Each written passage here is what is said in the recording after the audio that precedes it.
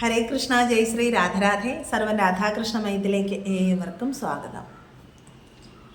ചൈത്രമാസത്തിലെ ശുക്ലപക്ഷത്തിൽ വരുന്ന ഏകാദശിയാണ് കാമദാ ഏകാദശി.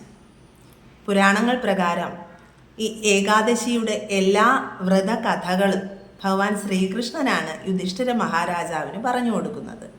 എല്ലാ ഏകാദശിക്ക് പിന്നിലും ഒരു വ്രതകഥയുണ്ട്.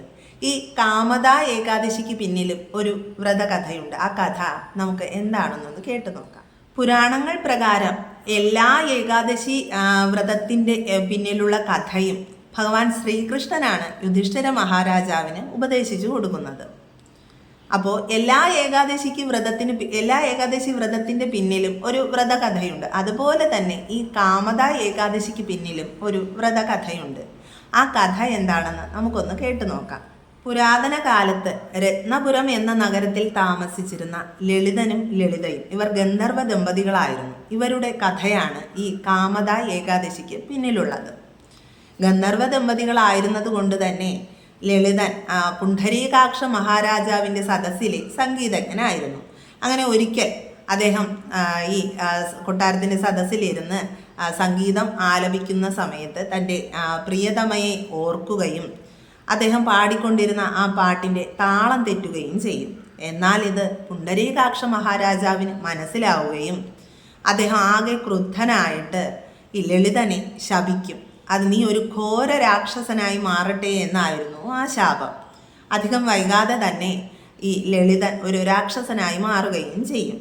അങ്ങനെ ഭർത്താവിൻ്റെ ഈ ഒരു രാക്ഷസ രൂപം കണ്ട് ആകെ വിഷമിച്ച ലളിത അവർ ശൃംഗി മഹർഷിയെ ചെന്ന് കാണുവാനായിട്ട് ഇടയാകും. അതായത് തൻ്റെ ഭർത്താവിന് ശാപമോക്ഷം ലഭിക്കുന്നതിനുള്ള ഉപായം നേടാനായിട്ടാണ് അവർ ശൃംഗി മഹർഷിയെ ചെന്ന് കാണുന്നത്. അപ്പോൾ മഹർഷി പറയും, ചൈത്രമാസത്തിലെ ശുക്ലപക്ഷത്തിൽ വരുന്ന കാമദാ ഏകാദശി അനുഷ്ഠിക്കുകയാണെങ്കിൽ ഈ ശാപത്തിൽ നിന്നും ലളിതന് മോക്ഷം ലഭിക്കുമെന്ന് മഹർഷി പറയുകയും ലളിത അത് വളരെ കൃത്യനിഷ്ഠയോടുകൂടി തന്നെ പാലിക്കും ഈ കാമദാ ഏകാദശി.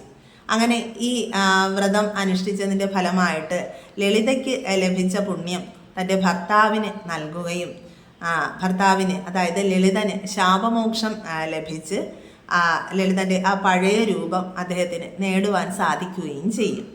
ഇതാണ് ഈ കാമദാ ഏകാദശിക്ക് പിന്നിലുള്ള വ്രതകഥ. ഏതൊരു പാപത്തെയും ഇല്ലായ്മ ചെയ്യാൻ പറ്റുന്ന വ്രതമാണ് ഏകാദശി വ്രതം. അതുമാത്രമല്ല, സർവ അഭീഷ്ടസിദ്ധിക്ക് ഏറെ ഉത്തമമായിട്ടുള്ള ഒരു വ്രതമാണ് ഈ കാമദാ ഏകാദശി വ്രതം.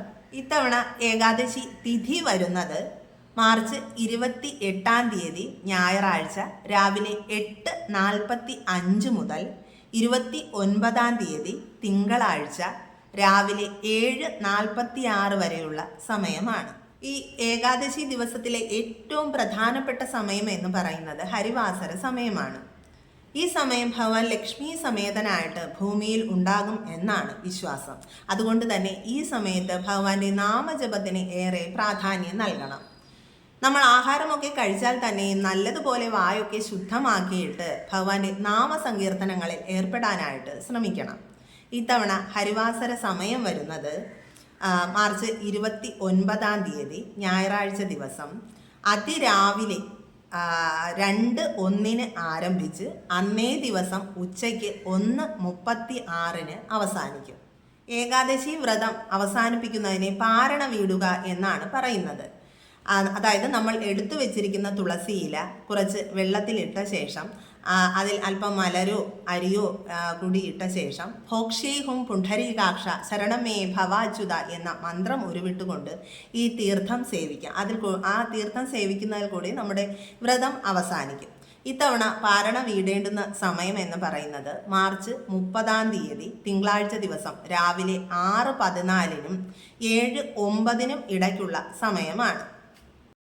3 ദിവസങ്ങളിലായിട്ടാണ് ഏകാദശി വ്രതം ആചരിക്കുന്നത്. ദശമി, ഏകാദശി, ദ്വാദശി. ദശമി ദിവസം തന്നെ രാവിലെ, അതായത് ഏകാദശി തിഥിക്ക് മുൻപ് തന്നെ തുളസിയിലയെല്ലാം എടുത്തു വയ്ക്കുവാനായിട്ട് ശ്രമിക്കണം. ഏകാദശി ദിവസവും ദ്വാദശി ദിവസവും തുളസിയില പറിക്കുവാൻ പാടില്ല. കാരണം തുളസി ദേവിയും ഏകാദശി വ്രതം അനുഷ്ഠിക്കും എന്നാണ് വിശ്വാസം. അതിനുശേഷം ഏകാദശി ദിവസവും ദ്വാദശി ദിവസവും ഒരിക്കൽ അരിയാഹാരം കഴിക്കുന്നതാണ് ഏറെ ഉത്തമം. ബാക്കിയുള്ള സമയം ഗോതമ്പ് കൊണ്ടുള്ളതോ പഴങ്ങളോ ഒക്കെ കഴിക്കാവുന്നതാണ്. ഏകാദശി ദിവസം നവധാന്യങ്ങൾ എല്ലാം തന്നെ പാടെ വർജിക്കണം. അതായത് ഈ ഏകാദശി ദിവസം ഈ ധാന്യങ്ങളിലെല്ലാം പാപപുരുഷന്റെ അംശം ഉണ്ടാകും എന്നാണ് വിശ്വാസം. നമ്മൾ അറിയാതെ ഈ ഭക്ഷണം കഴിക്കുകയാണെങ്കിൽ ആ പാപപുരുഷന്റെ അംശം നമ്മളിലേക്ക് വരുവാനായിട്ട് ഇടയുണ്ട്. അതുകൊണ്ടാണ് ഈ ധാന്യങ്ങളൊക്കെ വർജിക്കണം എന്ന് പറയുന്നത്. ഏവർക്കും ഈ കാമദ ഏകാദശി അനുഷ്ഠിക്കുവാനുള്ള ഭാഗ്യം ഭഗവാൻ നൽകട്ടെ എന്ന് പ്രാർത്ഥിച്ചുകൊണ്ട് സർവം ശ്രീ രാധാകൃഷ്ണാർപ്പണമസ്തു. ജയ് ശ്രീ രാധേ രാധേ.